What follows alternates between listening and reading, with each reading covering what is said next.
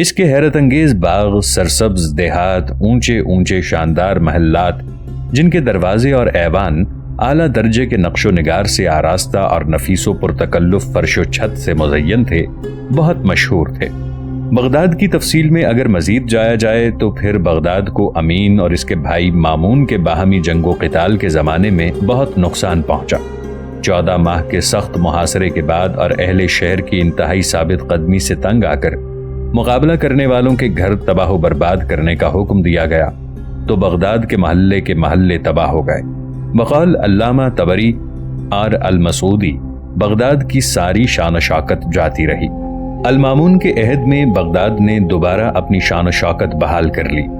Baghdad ترکوں کے ہنگاموں سے بھی بچ نہ سکا اور اسے خاصا نقصان پہنچا۔ سن 251 ہجری بمطابق 865 عیسوی میں عسکری قوت نے سال بھر بغداد شہر کا محاصرہ کیے رکھا۔ 891 عیسوی بمطابق 278 ہجری میں معتضد نے اپنی سکونت مستقل طور پر بغداد میں کر لی تو اس شہر کی طرف بھی توجہ دی۔ معتضد نے اس کے شمال مشرق میں ایک قصر سریہ تعمیر کروایا اور ایک زمین دوز راستے کے ذریعے قصر الحسنہ سے ملا دیا۔ 901 عیسوی اور 289 ہجری میں المکتفی نے ایک اور قصر تعمیر کروایا۔ ایک مسجد جامعۃ القصر بھی تعمیر کروائی۔ جب المقتدر کا دور حکومت آیا تو بغداد میں شاہی محلات اور نئی عمارات کا اضافہ ہوا۔ اس دور میں بغداد تجارت کا بھی ایک اعلیٰ مرکز بن گیا۔ یہاں تجارتی منڈیاں قائم ہو گئیں اور ہر جنس تجارت کے الگ بازار بنا دیے گئے۔ منڈیوں کی نگرانی کے لیے محتسب مقرر کیے گئے۔ یہاں کے سوتی اور ریشمی کپڑے، خصوصاً رومال اور امامے وغیرہ کی دوسری ممالک میں بڑی مانگ تھی۔ اس دور میں بغداد آبادی کے لحاظ سے ایک بین الاقوامی شہر بن گیا تھا۔ یہاں مختلف نسلوں، رنگوں اور مذہبوں کے لوگ آباد تھے۔ اس کی آبادی کی تعداد کا اندازہ کرنا بڑا مشکل ہے۔ مساجد اور حماموں کی تعداد کے بارے میں بھی مبالغے پائے جاتے ہیں۔ الموفق کے زمانے میں 3 لاکھ مساجد اور 60,000 حماموں کا ذکر ملتا ہے۔ سن 993 عیسوی بمطابق 383 ہجری میں حماموں کی تعداد 1,500 تھی اور روایات میں یہ بھی ملتا ہے کہ ایک حمام 200 گھروں کا کام آتا تھا۔ مسجد کے رقبے کی پیمائش کے پیش نظر جمعۃ الوداع کے دن جامع المنصور اور جامع رصفہ میں نمازیوں کی تعداد کا اندازہ 64,000 کیا گیا تھا۔ 4 صدی ہجری اور 10ویں صدی عیسوی میں یہاں کی آبادی کا اندازہ 15 لاکھ کے لگ بھگ تھا۔ بغداد ایک زمانے میں مسلمانوں کی ثقافت کا مرکز رہا ہے۔ یہاں کی مساجد علوم کے بڑے بڑے مراکز تھیں۔ یہاں ایک بیت الحکمت تھا جس میں دوسری زبانوں کے کتب کے ترجمے کیے جاتے تھے۔ جب مدارس کا دور شروع ہوا تو سب سے زیادہ مدارس بغداد میں تھے۔ 308 ہجری بمطابق 920 عیسوی میں کرخ کی آتش زدگی سے بغداد کو کافی نقصان ہوا۔ 323 ہجری بمطابق 934 کی آتش زنی کے آثار تو ایک عرصے تک نظر آتے رہے۔ بغداد آل بویہ کے دور حکومت میں زوال پذیر ہو گیا۔ عزت الدولہ کے زمانے میں یہ شہر بدحالی کا شکار ہوا۔ عزت الدولہ نے حکم دیا کہ مکانات اور بازار نئے سرے سے تعمیر کیے جائیں۔ نیز اس نے جامع مسجد کی تعمیر بھی نئے سرے سے کرائی۔ ان تمام باتوں کے باوجود خود آل بویہ کے دور میں بغداد نے کوئی خاص ترقی نہ کی۔ اس شہر کی یہ بھی بدقسمتی رہی ہے کہ عوام کی شورشوں اور مسلمانوں کے فرقوں کے باہمی اختلافات نے بغداد کو بہت نقصان پہنچایا اور اس کے ساتھ ساتھ شہر کو آتش زدگی اور سیلاب اور جنگوں کی تباہ کاریوں میں بھی کافی نقصان پہنچا۔ حکومت اس قدر کمزور ہو گئی کہ نظم و نسق قائم رکھنا اس کے بس میں نہ تھا۔ 656 ہجری بمطابق 1258 عیسوی میں بغداد پر منگولوں نے حملہ کیا۔ یہ حملہ بڑا سخت تھا۔ بغداد کے باشندے 1 ہفتے سے زیادہ دیر تک بے دریغ قتل کیے جاتے رہے۔ مقتولوں کا اندازہ 8 لاکھ سے 20 لاکھ تک لگایا گیا ہے۔ الغرض پورے بغداد میں ایک تباہی مچا کر رکھ دی گئی۔ بغداد کی ثقافت کو سخت نقصان پہنچایا گیا۔ اس کی سیاسی اہمیت ختم ہو گئی اور یہاں کی معیشت تباہ و برباد ہو کر رہ گئی۔ منگولوں کے حملے کے بعد بغداد ایک طرح سے صوبے کا صدر مقام ہو کر رہ گیا تھا۔ اس کے بعد 803 ہجری بمطابق 1400 عیسوی میں تیمور لنگ نے بغداد پر دوسری بار حملہ کیا۔ یہ حملہ پہلے حملے سے کہیں زیادہ سخت تھا۔ باشندوں کا بے دریغ قتل عام کیا گیا اور بہت سی سرکاری عمارتیں اور محلے ویران کر دیے گئے۔ یہ حملہ بغداد کی ثقافت پر ایک کاری ضرب تھی۔ 810 ہجری بمطابق 1407 عیسوی میں بغداد ترکمانوں کے قبضے میں چلا گیا۔ ترکمانوں کی عملداری میں حالت اور بھی خراب ہو گئی اور بہت سے باشندے شہر کو خیرباد کہہ کر چلے گئے۔ بار بار سیلاب کے آنے سے بڑی تباہی پھیلی۔ 841 ہجری بمطابق 1437 عیسوی میں مورخ المقریزی نے بغداد کا نقشہ کچھ یوں بیان کیا ہے: بغداد تباہ ہو گیا، اس میں کوئی مسجد نہیں رہی، نہ جمعہ ہوتا ہے نہ کوئی بازار ہے، اس کی اکثر نہریں خشک ہو چکی ہیں، اب اسے شہر بمشکل ہی کہا جا سکتا ہے۔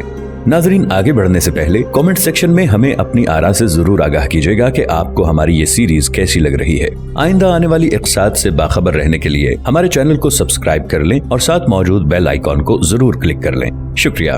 914 ہجری بمطابق 1508 عیسوی میں یہ شہر ایران کے بادشاہ اسماعیل صفوی کے قبضے میں چلا گیا تو ایرانیوں اور عثمانیوں میں اس کے قبضے کے لیے لڑائیاں شروع ہو گئیں۔ 978 ہجری بمطابق 1570 عیسوی میں بغداد، یہاں پر مراد پاشا نے نئے سرے سے کچھ مساجد اور عمارتیں تعمیر کرائیں۔ اس کے بعد بغداد پر پاشاؤں کی حکومت رہی۔ اس زمانے میں شہر کی دیواروں اور مسجدوں کی مرمت کرائی گئی۔ 18ویں صدی کے شروع میں حسن پاشا شہر کا حاکم بنا۔ اس کی وجہ سے شہر میں ایک نئے دور کا آغاز ہوا، یعنی چریوں کا زور توڑنے کے لیے وہ مملوکوں کو یہاں لایا اور اس طرح مملوکوں کے اقتدار کی بنیاد پڑی۔ حسن پاشا کے بعد اس کا بیٹا احمد شاہ پاشا تخت نشین ہوا تو اس نے ایسے کارہائے نمایاں سر انجام دیے کہ جس نے بغداد کی قدر و منزلت بڑھا دی۔ 1747 میں احمد پاشا کی وفات پر اہل قسطنطنیہ نے دوبارہ بغداد پر اپنا قبضہ جمانا چاہا، لیکن مملوکوں کی مزاحمت آڑے آئی۔ 1162 ہجری بمطابق 1749 عیسوی میں سلیمان پاشا پہلا مملوک تھا جو بغداد کا والی بنایا گیا۔ 1247 ہجری بمطابق 1831 عیسوی میں عثمانی عہد کے خاتمے تک بغداد براہ راست حکومت قسطنطنیہ کی ماتحتی میں رہا۔ 1286 ہجری بمطابق 1869 عیسوی میں متعدد بادشاہ نے ایک جدید نظام ولایت جاری کیا۔ ولایت کو 7 حصوں میں تقسیم کیا گیا۔ اس نے بغداد شہر کی فصیلیں گرا دیں۔ 1182 ہجری بمطابق 1768 عیسوی تک بغداد 3 بڑے علاقوں یعنی موصل، بصرہ اور بغداد کا صدر مقام تھا۔ 1277 ہجری بمطابق 1861 عیسوی میں موصل اور 1309 ہجری بمطابق 1884 عیسوی بصرہ میں بصرہ اور بغداد کو علیحدہ علیحدہ کر دیا گیا۔ 1853 میں اس کی آبادی تقریباً 60,000 تھی۔ 1294 ہجری بمطابق 1870 عیسوی اس کی آبادی کا اندازہ 70 سے 80,000 تک تھا۔ 1330 ہجری بمطابق 1918 عیسوی میں بغداد کی آبادی 2 لاکھ کے قریب تھی۔ موجودہ بغداد بہت بدل چکا ہے۔ اب وہ شمال کی طرف عطیم اور کاظمین تک، مشرق میں بند سے جنوب میں دجلہ کے بڑے موڑ اور ادھر قریبی مضافات منصور اور مامون کے شہروں سے جا ملا ہے۔ 1947 میں اس کی آبادی 4,66,000 کے لگ بھگ تھی، جو 1967 میں 22,70,000 ہو گئی تھی۔ قدیم عمارتوں کی طرز کو سجائے گئے شہر کے نئے مکان مغربی طرز پر بنائے گئے ہیں۔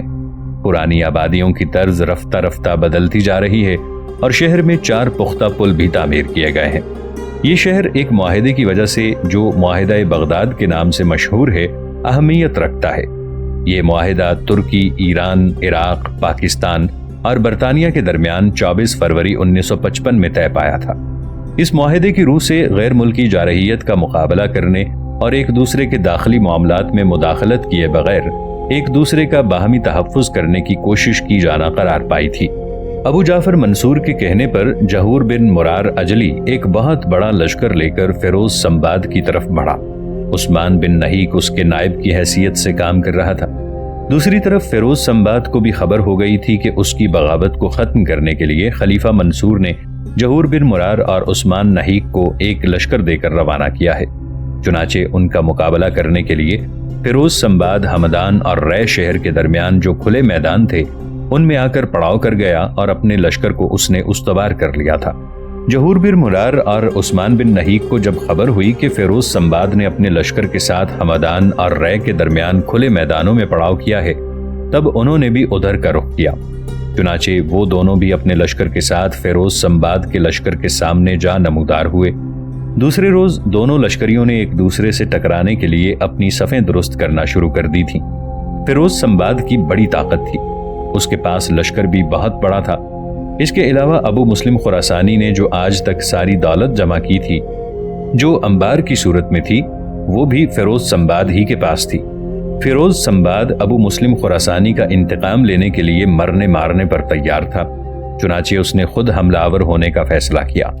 جہور بن مرار پر حملہ آور ہونے کے لیے فیروز سنباد نے اپنے لشکر کو قباست کی گہرائیوں سے اٹھتی کھولتی تیرگی، اعصابی درد اور وحشت میں لپٹی ویران سنسان صحرا کی گرم چلچلاتی دھوپ کی طرح آگے بڑھایا۔ اس کے بعد وہ آنکھوں میں صحرا کی وحشتیں اتارتی، اداسیوں کی محیب تیرگی، دھڑکنوں کے تسلسل، روح کی حدت کو تمام کرتی نفرت گزیدہ سوچوں میں بھٹکتی روحوں اور موت کے گیتوں کی بازگشت کھڑی کرتے تشنہ کامی کے فسوں اور جراحتوں کی درندگی کی طرح حملہ آور ہو گیا تھا۔ جہور بن مرار اور عثمان بن نہیک نے بھی اسی کے انداز میں شکستہ اور ہراساں کرتے ہوس کے اندھے سمندر، سانسوں کی ڈوریاں کاٹتے آگ برساتے اجاڑ لمحوں کی طرح اپنے لشکر کو آگے بڑھایا، اور پھر وہ بھی فیروز سنباد کے لشکر پر سطر سطر میں نارسائیاں لکھتے طوفانوں کے وحشی جذبوں، آہنی ارادوں کی گرہیں کھولتے آندھیوں کے پیش خیموں، مساموں سے دل کی تہوں تک خوف بھرتے جانگسل لمحوں کی صورت میں حملہ آور ہو گیا تھا۔ ہمدان اور ریش شہر کے درمیان دونوں لشکروں کے ٹکرانے سے اندھے کالے ارادے، حبس زدہ سوچیں، رنج کے اڑتے بادل، بیدار ہوتے گھنے عذاب، بربادی کی داستانیں اور مجبوری کے قصے چار سو ناچ اٹھے تھے۔ دونوں لشکروں کے اس طرح ٹکرانے سے میدان جنگ میں بصارتوں میں اندھیرا، نفس نفس میں زہر، سماعتوں میں بے حسی چھانے لگی تھی۔ رنج و علم کے اڑتے بگولے، زوال کے لمحات اپنا رنگ جمانے لگے تھے۔ تباہی و بربادی کے شعلے اور فنا کے پرندے رگ رگ میں کھولتے جذبے پیدا کرنے لگے تھے۔ رشتوں کے اتحاس، روحوں کے رابطے منقطع ہونے شروع ہو گئے تھے۔ بڑے بڑے لشکری، بڑے بڑے سورما، تار تار دامن اور داستانوں کے بکھرے آراق کی طرح لاشوں کی صورت میں بکھرتے چلے جا رہے تھے۔ فیروز سنباد نے اپنی طرف سے پوری کوشش کی کہ جہور بن مرار اجلی کو شکست دے کر مار بھگائے، اس لیے کہ اس نے اپنی طاقت و قوت میں خوب اضافہ کر رکھا تھا۔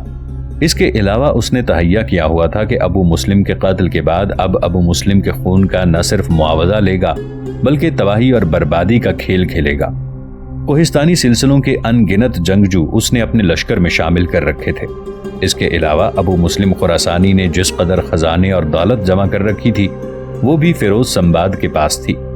اس نے اپنے لشکریوں کو بھی یہ لالچ دے رکھا تھا کہ فتح کی صورت میں وہ اپنے لشکریوں کو مالا مال کر کے رکھ دے گا۔ چنانچہ جس وقت جہور بن مرار اجلی کے ساتھ اس کی جنگ شروع ہوئی تو اس کے لشکریوں نے اسی انعام کے لالچ میں جنگ میں بڑھ چڑھ کر حصہ لیا، لیکن آہستہ آہستہ جہور بن مرار اجلی نے عثمان بن نہیک کے ساتھ مل کر جب فیروز سنباد پر دباؤ ڈالنا شروع کیا تب فیروز سنباد کو اپنی حالت ابتر ہوتی دکھائی دی۔ مورخین لکھتے ہیں کہ ہمدان اور ری شہر کے درمیان خونریز معرکہ ہوا جس میں جہور نے آخر کار فیروز سنباد کو شکست دے دی۔ اس جنگ میں فیروز سنباد کے لگ بھگ 7000 لشکری مارے گئے۔ سنباد اپنی جان بچا کر بھاگ کھڑا ہوا۔ اس کے لشکری جو بچ گئے انہوں نے جہور بن مرار اجلی سے معافی مانگ کر امان طلب کی۔ جہور بن مرار اجلی اور عثمان بن نہیک بھی ایسا ہی چاہتے تھے، چنانچہ انہوں نے ان سارے لشکریوں کو اپنے لشکر میں شامل کر لیا۔ اس طرح فیروز سنباد تو اپنے چند فدائیوں کے ساتھ جان بچا کر بھاگا، جبکہ اس کے بھاگنے کے بعد جہور بن مرار اجلی کے لشکر میں نہ صرف خاطر خواہ اضافہ ہوا بلکہ ابو مسلم کا خزانہ بھی اس کے قبضے میں آ گیا، اور اس خزانے نے جہور بن اجلی اور عثمان بن نہیک کا دماغ بھی خراب کر دیا۔ دوسری طرف فیروز سنباد میدان جنگ سے اپنی جان بچا کر فرار ہو کر تبرستان کی طرف بھاگا۔ تبرستان پہنچ کر اس نے تبرستان کے والی سے امان حاصل کرنا چاہی، لیکن اس کی بدقسمتی کے تبرستان کے عامل کے ایک خادم نے سنباد کو قتل کر دیا۔ چونکہ اپنے کچھ فدائین کے ساتھ فیروز سنباد مال و دولت کا ایک حصہ بھی لے کر تبرستان کی طرف بھاگا تھا، چنانچہ جب خلیفہ ابو جعفر منصور کو خبر ہوئی کہ تبرستان کے حاکم کے ایک خادم نے فیروز سنباد کو قتل کر دیا ہے تو منصور یہ خبر سن کر حاکم تبرستان کو لکھتا ہے کہ سنباد کا مال و اسباب ہمارے پاس بھیج دو۔ تبرستان کا حاکم اور عامل سرکشی اور بغاوت پر اتر آیا اور اس نے اس مال و دولت پر قبضہ کر لیا اور اسے خلیفہ ابو جعفر منصور کی طرف بھجوانے سے انکار کر دیا۔ چنانچہ حاکم تبرستان کے خلاف بھی ابو جعفر منصور نے فوج کشی کرنے کا ارادہ کر لیا تھا۔ دوسری طرف فیروز سمباد کو شکست دینے کے بعد جہور بن مرار اجلی اور عثمان نہیک دونوں نے پہلے سمباد کے پڑاؤ پر قبضہ کیا۔ اس کے بہت سے مال و اسباب اور قریباً تمام خزانوں پر ان کا قبضہ ہو گیا۔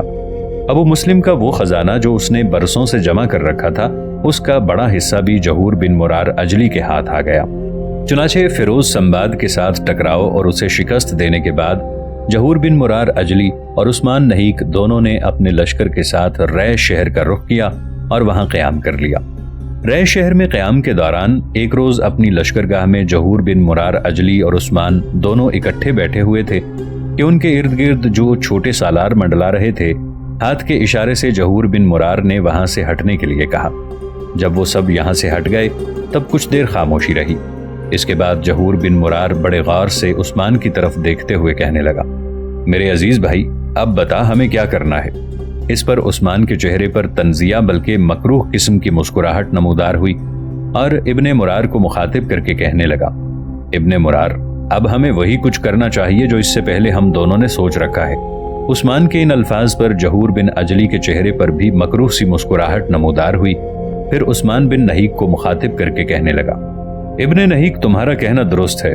اس وقت جو لشکر ہمارے پاس ہے، عددی لحاظ سے اسے اس لشکر پر بھی فوقیت ہے جو ان دنوں ہمارے خلیفہ ابو جعفر منصور کے پاس ہے، اور اب ابو مسلم خراسانی کا جو خزانہ اور دولت ہمارے ہاتھ آئی ہے، اتنی دولت تو انبار شہر میں ابو جعفر منصور کے پاس بھی نہ ہوگی۔ ان حالات میں اگر ہم ابو جعفر منصور کے خلاف بغاوت اور سرکشی کھڑی کر دیں تو ہم بڑی آسانی کے ساتھ ابو مسلم خراسانی کی طرح خراسان کے حاکم بن کر خود مختار حکمران کی حیثیت سے زندگی گزار سکتے ہیں۔ یہاں تک کہنے کے بعد ابن مرار رکا، دوبارہ اپنی بات کو آگے بڑھاتا ہوا وہ کہہ رہا تھا، اور اگر ہماری اس سرکشی اور بغاوت کو فروغ کرنے کے لیے ابو جعفر منصور نے کسی لشکر کو بھیجا ہے تو مجھے امید ہے کہ اس لشکر کو ہم بدترین شکست دے کر انبار شہر کی طرف بھاگنے پر مجبور کر دیں گے، اور اس کی دو وجوہات ہو سکتی ہیں۔ ہماری اس متوقع کامیابی اور فتح مندی کی پہلی وجہ یہ ہے کہ جو لشکر لے کر ہم انبار شہر سے چلے تھے، اس میں ہم نے کافی اضافہ کر لیا ہے۔ فیروز سمباد کے شکست خوردہ لشکریوں کو بھی امان دے کر ہم نے اپنے لشکر میں شامل کر لیا ہے۔ اس طرح ہمارے لشکر کی تعداد پہلے سے کئی گنا زیادہ ہو گئی ہے۔ ہماری فتح مندی اور کامیابی کی دوسری وجہ یہ ہو سکتی ہے کہ فیروز سمباد کا ابو مسلم خراسانی کے ایک عمدہ اور چوٹی کے سالار کی حیثیت سے بڑا نام تھا۔ اس سے متعلق یہ بھی خیال کیا جاتا تھا کہ اسے شکست دینا بڑا مشکل ہے، لہٰذا ہم دونوں نے جو فیروز سمباد کو شکست دی ہے، اس سے ہمارے لشکریوں کے حوصلے بلند ہو گئے ہیں۔ ان کے اندر ہم نے مال و دولت خوب تقسیم کی ہے، لہٰذا آنے والی جنگوں میں بھی وہ پہلے کی نسبت اپنی بہتر کارکردگی کا مظاہرہ کریں گے۔ یہاں تک کہنے کے بعد ابن مرار جب رکا تب مضحکہ خیز انداز میں اپنے کندھے اچکاتے ہوئے عثمان بن نہیک بول اٹھا تھا، ابن مرار میرے بھائی، ہمارے خلیفہ ابو جعفر منصور کے پاس اس وقت دو بڑے سالار ہیں جن پر وہ ہماری بغاوت فروغ کرنے اور کچلنے کے سلسلے میں بھروسہ کر سکتا ہے۔ ایک خازم بن خزیمہ اور دوسرا اس کا خالہ زاد محمد بن اشد۔ جہاں تک محمد بن اشد کا تعلق ہے، وہ میرے خیال میں ان دنوں اپنی ماں اور اپنی بہن کے قاتلوں کو تلاش کرنے میں سرگرداں ہوگا۔ وہ کوئی لشکر لے کر ہماری طرف آنے کے قابل نہیں ہوگا۔ جہاں تک خازم بن خزیمہ کا تعلق ہے تو میرے خیال میں ابو جعفر منصور اسے مرکز کی حفاظت کے لیے انبار شہر میں رکھے گا۔ چنانچہ ہماری بغاوت کا سن کر ابو جعفر منصور انتظار کرے گا یہاں تک کہ حالات ہمارے خلاف اور اس کے حق میں مافوق الفطرت انداز میں پلٹا کھا جائیں۔ اس لیے کہ میرا اندازہ ہے کہ محمد بن اشد کی مصروفیت کے بعد وہ خازم بن خزیمہ کو لشکر دے کر ہماری طرف روانہ کر کے اپنے مرکزی شہر انبار کو خالی اور غیر محفوظ کرنے کی کوشش نہیں کرے گا۔ عثمان بن نہیک کے ان خیالات سے جہور بن مرار نے مکمل طور پر اتفاق کیا تھا۔ اس کے بعد دونوں صلاح مشورہ کر کے اٹھے اور اپنے لشکر کی خبرگیری کے لیے لشکر کے پڑاؤ کے اندر گھومنے پھرنے لگے۔ حاکم تبرستان کی بغاوت کے بعد جہور بن مرار اجلی اور عثمان بن نہیک کی بغاوت کی خبریں جب انبار شہر میں خلیفہ ابو جعفر منصور کے پاس پہنچی تو منصور نے اپنے سارے سالاروں، امرا اور سرکردہ لوگوں کا اجلاس طلب کر لیا تھا۔ جب یہ سب لوگ اس کے پاس جمع ہو گئے تب جو خبریں آئی تھیں ان سے سب کو آگاہ کیا گیا۔ چنانچہ سارے چھوٹے بڑے سالاروں کے علاوہ سرکردہ امرا نے بھی اس سے اتفاق کیا کہ تبرستان کے حاکم کے علاوہ جہور بن مرار اور عثمان کے خلاف لشکر کشی کی جانی چاہیے اور ان سب کو اپنے سامنے جھکنے پر مجبور کر کے بغاوت و سرکشی کا خاتمہ کرنا چاہیے۔